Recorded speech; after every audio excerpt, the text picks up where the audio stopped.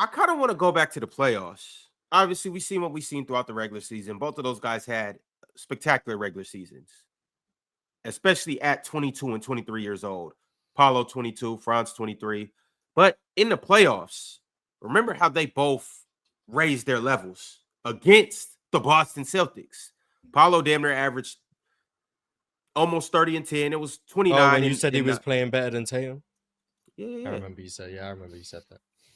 But Paolo was averaging 29, 8 rebounds, 4 assists. Franz, 25, 5 rebounds, 6 assists. They both rose their games in the playoffs. Now, if that's an implicator for what's heading into year 23 for Paolo and 28 age-wise, and year 24 for Franz, I could see something similar to that. Do you care about how your food is made, Ron? Do you against care about the Boston Celtics? Yes. You against do, the right? Boston Celtics, yes. Yes, I hear you. So here's the thing. Don't you, Pin? Yeah, I do. And that's why I'm going to say this. How did he get the 29 points? It's very... Now, I don't care about that. Celtics, I care all about that. Oh, are you gonna say shooting variance? Oh, damn, it is shooting variance. I do want to say that. This is a 32%. Look, one of these two things is true. Okay. A 32% three-point shooter became a 44% three-point shooter. So is this just back-to-back years of shooting variance? Because it happened last year. Okay, hold on. Shit. It's 14 games, yo. It's 13 games. I remember what you said about Desmond Bain. But I remember what you said about Desmond Bain over the last couple postseasons. He did do that. He did do that. Paolo Banchero has played 12 playoff games. Yeah. He has shot 40% from 3 in both playoff series, 44% this year. Yeah. Okay. If you are going to be concerned about Desmond Bain and his streak of 28%, you better be saying Paolo Banchero is a 40% three-point shooter in the playoffs. Just for logical consistency. Hmm? I don't care. I don't care if you fall off. I mean, I don't care. I'm not going to give you credit for. Wait, what am I trying to say here? I'm a negatively oriented person, so I'm gonna cook you for falling off in the playoffs, but I'm not going to give you any credit for rising. So that's what I'm saying. What? Pin, no way. You're supposed to be awesome. If you're the best player, you're supposed to be awesome in the playoffs. The right answer could have just been it was a small sample size on both sides, and I was probably a bit wrong to overreact to Desmond Bain's shooting percentages over a 10-game sample. That was the right answer. Not if you shoot well from 3 in the playoffs, but you don't do that in the regular season. Bro, I'm not going to praise you. Like, that's an insane thing to say. Look, I'm sorry. All I'm saying the right answer is he was getting busy. That's the right answer for 2 back-to-back years at 21 and 22. So what are we supposed to expect for 23, 24, 25, 26, efficiency 31? does go down. Efficiency does go down in the playoffs. Typically, defenses gear up. Your numbers should go down a little bit. They shouldn't go down a lot of bit, but they shouldn't go down. And then when Paolo's numbers go up, they're fake. Hold on. But all his numbers did not go up, Mr. Mars. Some of his numbers went down. Okay. That efficiency inside the arc went down. Efficiency for mid-range went down. Around the paint went down. So he becomes a completely different player in the playoffs. So one of these two things is true. Number one, shooting variance. Number two, he's a freaking superstar in the playoffs. He's like an ultimate playoff riser. Cool. I don't know which one of those sides you believe on. Number two, this guy, when I watch him, some games, I really do see the seeds of a top 5 player in the league, top 10 player. It really does look that way. I think he's not good on defense, but he's capable. But the numbers tell me that for 3 straight years, the Orlando Magic, actually for 10 straight years, frankly, so this predates Paolo, have been a bottom 5 offense. The numbers also tell me that for 3 straight years of his career in the regular season, this team has been better with him on the bench. So now, see, that's where that's confusing to me. Yeah, that doesn't make any sense to me. That's what I'm saying. Whenever I hear that, you know, the Jokic minutes or the minutes when he's off the floor. It makes sense. It just doesn't. It doesn't mean. It might not apply to this. What the numbers imply isn't the reality, but it makes sense why the numbers are that way. Why are the numbers that way? A lot of it's to do with lineup. I think Franz just fits better with the bench units than Paolo does. He's also a way better defender than Paolo. He's also their best player, but yeah, we know that. Okay. You ain't gonna get much objection from me. I love Franz, but I'm not here to make that claim or whatever right now. But I just think in terms of the fit of Paolo with the bench unit or Franz with the bench unit, Franz fits better. And then the defensive, there is a fall off when Franz is on the floor. I mean, when Paolo's on the floor without Franz and some of the guys they put around him. And they also put Paolo out there with lineups that aren't as advantageous because they view him as being able to floor raise an offense to a better degree. So he also gets put with the lesser lineups. But I think we all agree the Magic aren't a better team without Paolo.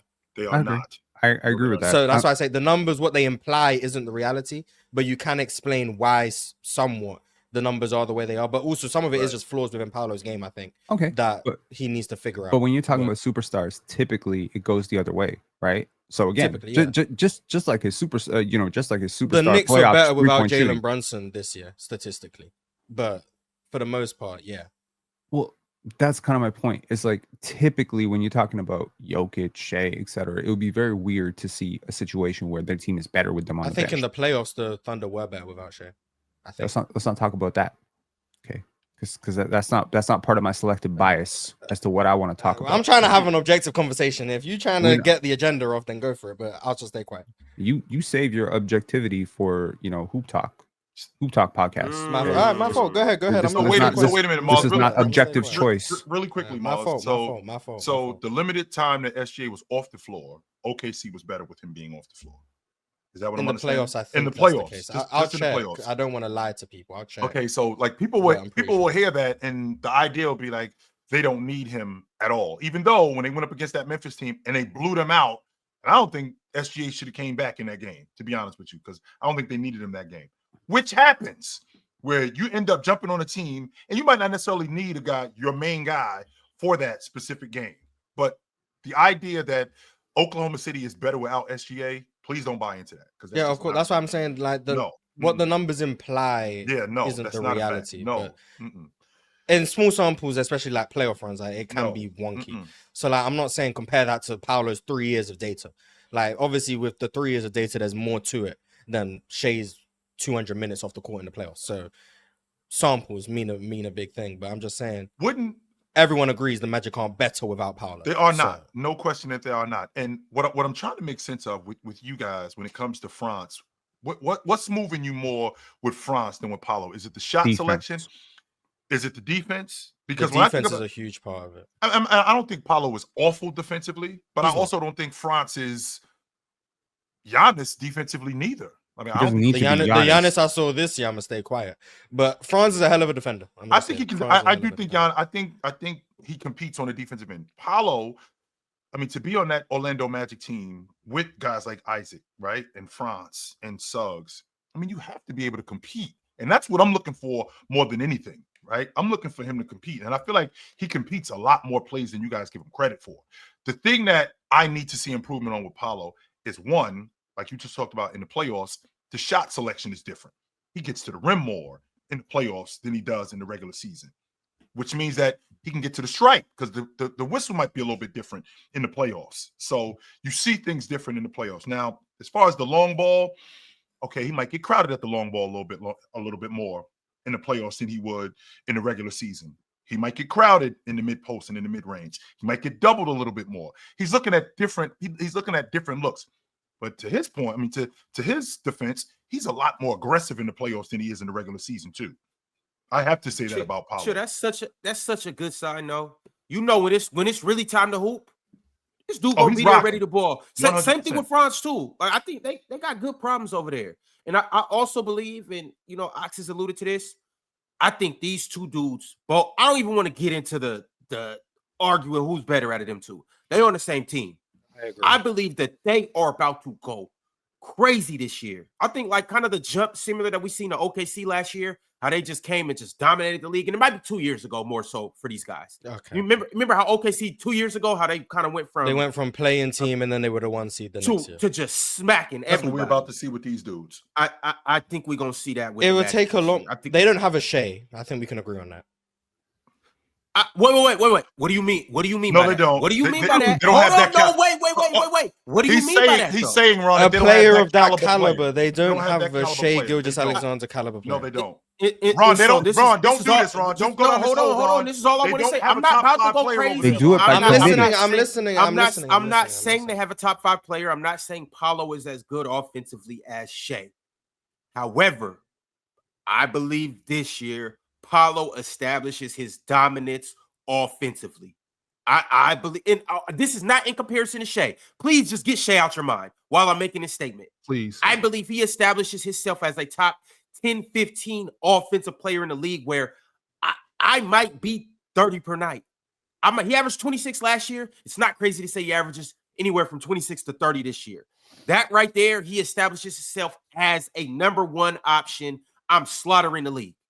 Now, Ron, keep it real, bro. Some people would rather deal with Shea than deal with Paolo. And that's not saying he's better than Shea. I would never say that. I would never say that unless I believe it. I think a lot of people would rather deal with Shea than Paolo. When Paolo's locked in, when he's like, I'm just killing you. When Paolo realizes he's 6'10", 250, like, yeah, no one would want to guard that. It's like when people say they don't want to guard Melo. I'm not saying Paolo's Melo. But like at some point, the physical size and dominance of someone does play a factor into what you'd rather guards. Mars, they no don't reason, have a shade. He's a 44% three-point shooter. I believe, Mars, especially after we just broke down this team. We talked about their defense. We talked about them bringing guys back. We talked about their offseason additions. I think Orlando was a great team this year. They were decimated by injuries, and there's no asterisk. No asterisks. I don't believe in passing out asterisks. But there's no reason for us to believe that this Orlando Magic team is not just as good as OKC this year. I have no reason to believe that. No reason whatsoever. None. Franz is better than J-Dub. Well, you never know. Yeah, you never know. You know what I'm saying? When you know how I like to do, let's put the best five players. Let's put the best five players in the game right here. 3 of them dudes are on Orlando. So if I line up Orlando starting 5, I got Suggs at my bad. My bad. I forgot about Chet. Oh, Desmond Bain, my fault. I'm sorry, I forgot about Chet. So I got Suggs at the 1. Chet's better than Desmond Bain. I'm sorry. I forgot about Chet. I did. So forget that. But is he? If the let's I don't want to do that because I'm a Chet hater. I don't want to do that. But look, in that top 3 though, that is better than Desmond Bain. Right? It goes. You know what I'm saying? Like so I got it goes Shea. I got Shea at the 1. Franz Apollo on his ass, Mars. So J-Dub's not in that tier 2.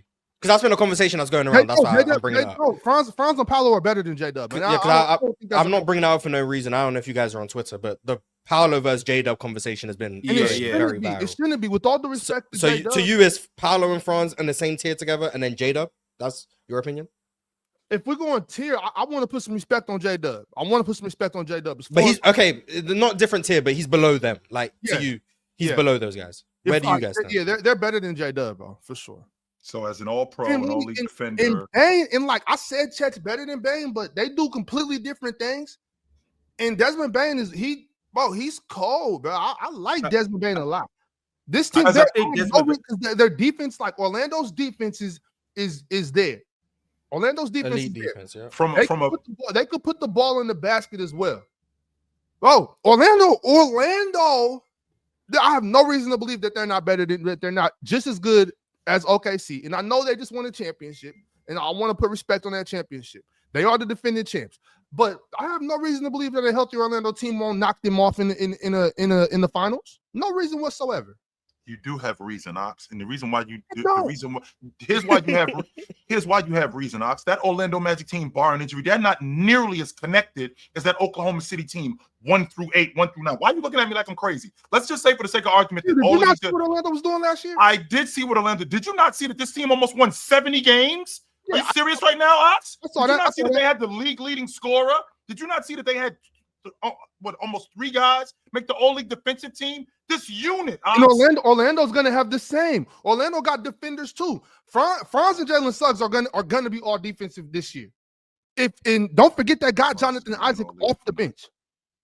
Okay, so he won't be all defense because he doesn't play enough minutes, but he's definitely of that caliber. He doesn't play enough minutes. Defense. Okay, and I see you in the chat saying Orlando can't shoot. Desmond Bain is going to be knocking shit down all season. 100. He's way better than KFC. Let's not. Plus internal development. Franz will shoot the ball this year. I'm not going to say that. I'm not going to say that. Why not? Say it, Mars. That's the idea. Franz could shoot it as a rookie, and then he changed his jumper. Like that's he's the idea. Gonna get back to where he gonna get back. But the idea of this Orlando team, as good as they are, with the starting 5 of Suggs, Desmond Bain, Paolo, Franz, and Wendell Carter. That's your 5 right there. And They then you need got a new big. yeah, that's your 5 right there, right? Going up against Oklahoma City, who's got 8, 9 guys that are all connected, who's on defense elite. Not only are they elite defensively, there aren't really many holes. Like Shea is the guy we're going after defensively. That's what we're looking for. Wendell Carter, on the other hand, I mean, I think Hartenstein can handle him. And I look at Oklahoma City's front line. I still don't understand why Jalen Williams didn't play more in the finals, even though he did play in the rest of the playoffs. I don't understand why he didn't play more in the finals, because when he went to that triple big lineup when he played against Denver, it worked. And it worked. It worked mightily. With that being said, this Oklahoma City team, they got 9, 10, even 11 guys at some point. This Orlando team, who hasn't really proven that going into the playoffs or going deep into the playoffs that they could be viable, I think this Oklahoma City team mops them dudes. I don't think that they beat them. I think they mopped them dudes. 5 games tops. Yeah. The Smoke them dudes. The difference between Both games, there's going to be 92 to 88. That's what I think. Wait, what'd you say, Mars? Neither team scoring on each other's defense is what I was saying. Okay. Or maybe I just love Orlando. See, that's the thing. Just because I like, and that's fine. I don't really drink soda, but just because I like Pepsi don't mean I hate Coke. You know what I'm saying? Let's not do that. But what I am saying, Chills, I think sometimes, see, I think you base it more off of what's already happened. Like, OKC was this good last year, but I don't think you're taking into account that teams. A lot changes over the summertime. A lot changes just by simple moves being made, and young dudes getting a year older, and hurt guys getting healthy. Mm-hmm. That's all I'm saying. Yep. And I think we need to acknowledge the fact that Orlando got exponentially better. Sure, they got exponentially better just by getting healthy and making additions. Sure. You know what I'm saying? So they did 2 things. They made off-season additions. And their hurt guys are getting healthy. Mo Wagner, he can play this year. Sure, you know what I'm saying? And I just think that matters. And it's not. We ain't even brought up Anthony Black yet. Who I love. That's why Tyus Jones.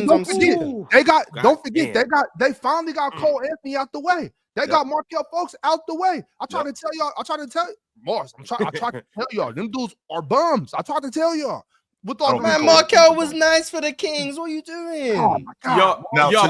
But before we get to this crunch time chat segment, still, the only thing I want to say to you is they played very good against the Celtics. They lost in 5, and the Celtics for the most part handled them.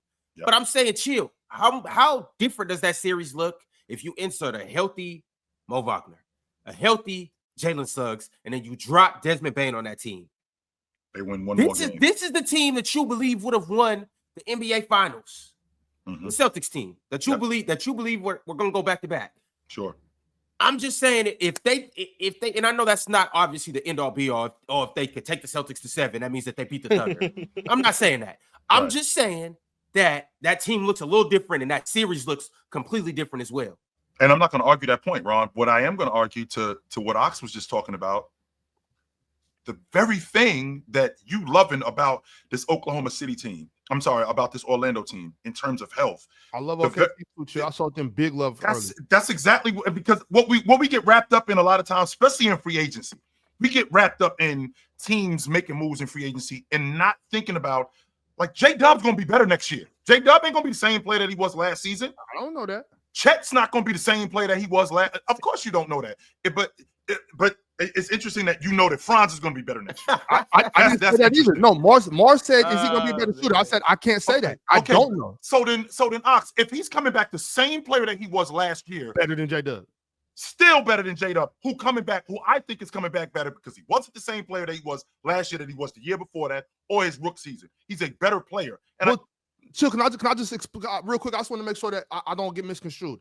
I never mentioned player development in any of this because I can never say who's going to get better, who's going to get worse. All I talked about is getting healthy and making additions. That's it. Yep. So by getting healthy and making additions, that's all. I already thought Franz was better than J-Dub. Yep. So if they come back the same, I still think he's better than J-Dub. That's all.